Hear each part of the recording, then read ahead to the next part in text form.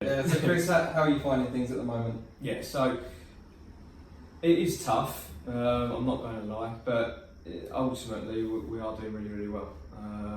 As the ongoing Brexit saga is still there, but as I said, our figures year on year, and especially this year, are the best they've been. So ultimately, yeah, it's tough, but we're still doing really, really well. You had a great May. Yeah, so we had 31 sales in May, so sale a day, so it's not that bad. No, excellent. Okay. What do you attribute that down to, that you did a sale a day? I mean, it's phenomenal figures for this area. I think, if anything, our philosophy, if anything, has been embracing all this negativity. So rather than seeing it as a negative, we've upped our game and we've been positive about the market. So we're coming up against agents who are negative, and again, if they're showing houses and they've got that negative mindset, then they're not going to sell anything. Whereas I think we've just embraced the market, and I've got a superb team behind me that have all been here several years, and yeah, a lot of hard work.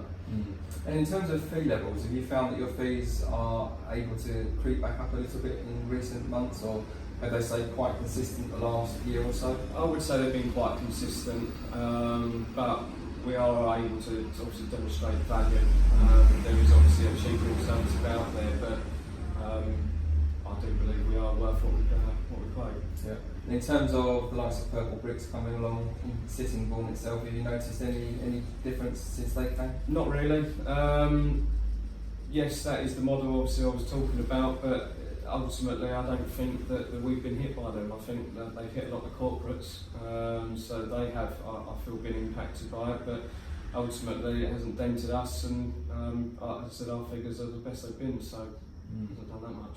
Right. And in terms of prop tech, I know you're not a fan or not an embracer of lots of different prop techs. You keep your finger on the pulse, but do you feel that you need to adopt more technologies, or are you very happy with offering that traditional values and the service you've got? Yeah, I think I'm always open to new ideas and new technologies if I feel that they could benefit the business, but ultimately we keep a lot of the traditional values in the estate agency. Again, the main thing is obviously getting on the phones and selling properties. Yeah. And what would you say is your biggest challenge right now that you face? I think, if anything, it's more the constant negativity. I think that every day you're seeing something else negative about the market when, as I said, it hasn't hit our figures, but I think that's the main challenge at the moment. Yeah. And frustrations? What are your biggest frustrations at the moment? I think that the whole house buying and selling process at the moment, conveyancing, mortgages, to give you an idea, I feel the whole transaction to take about 8 to 10 weeks. It's taken on average at the moment 16 weeks, so I do find it's very outdated.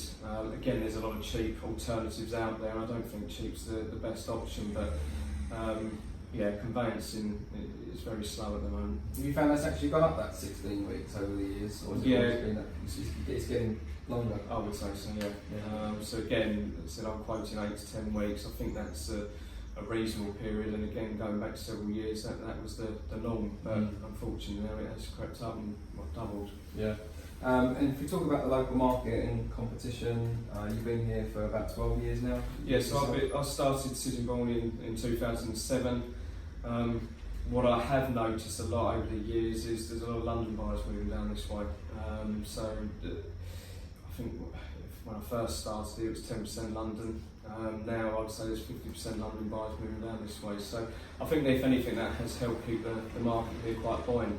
It is still cheap, and I think that's the reason why more people are moving this way. Do you have a lot of competition? Are you seeing that there's more agents opening, or is there more agents closing, or is it quite consistent? Like that 12 years that you've been here, you notice any significant changes?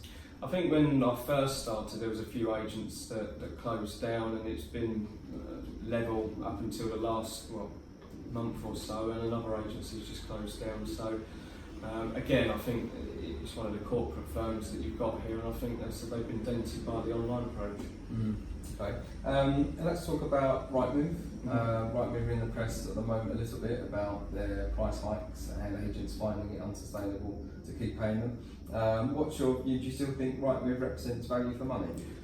If I'm monitoring where all the other leads come from, then I think before they were demonstrating the value, whereas I think now, yeah, the fees are quite extortionate in comparison to the leads that we are getting in. So yeah, I think they are charging us quite a bit. I don't think the general consumer realises how much that they do charge us, so I think it can put a bit of strain on quite a few agencies. And do you feel that you're tied to Rightmove because of vendor expectations?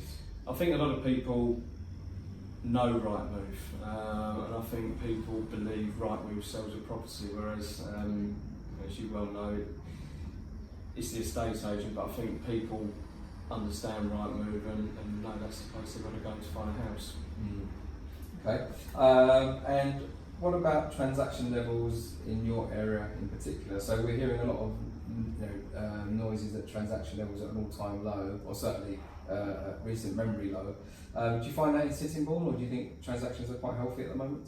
I think, generalising, I think yes, they are lower than what they have been, but as I said, our figures are higher than what they have been, so I don't think that the strain's been put on us too much.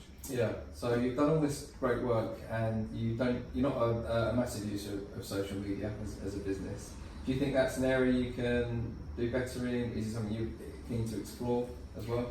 I think it's an area that we are weaker on. I don't think that there's such a huge need currently to be on Facebook, Instagram, to look for a house, but I certainly think it's an area where it could end up going, so it's an area that I am looking to push on with. Yeah, it's fascinating that you've got some agents that swear by it, others that grow their businesses doing really well without it. So I think it depends on what area you're in and what your audience type is as well, doesn't it? All those factors. And finally, about the FIA. So you joined FIA recently. I just wondered what your thoughts were behind that and what made you want to join. I think it's something that I've been thinking about a little while, is teaming up with other like-minded independent agencies where we can work all as one, and I see it as a unique opportunity when it first come about, and it was something that I wanted to be on board with, and yeah, I'm not regretting my decision. Yeah, fantastic. All right, lovely to meet you, Chris. Thank you. Thanks for your time. Cheers.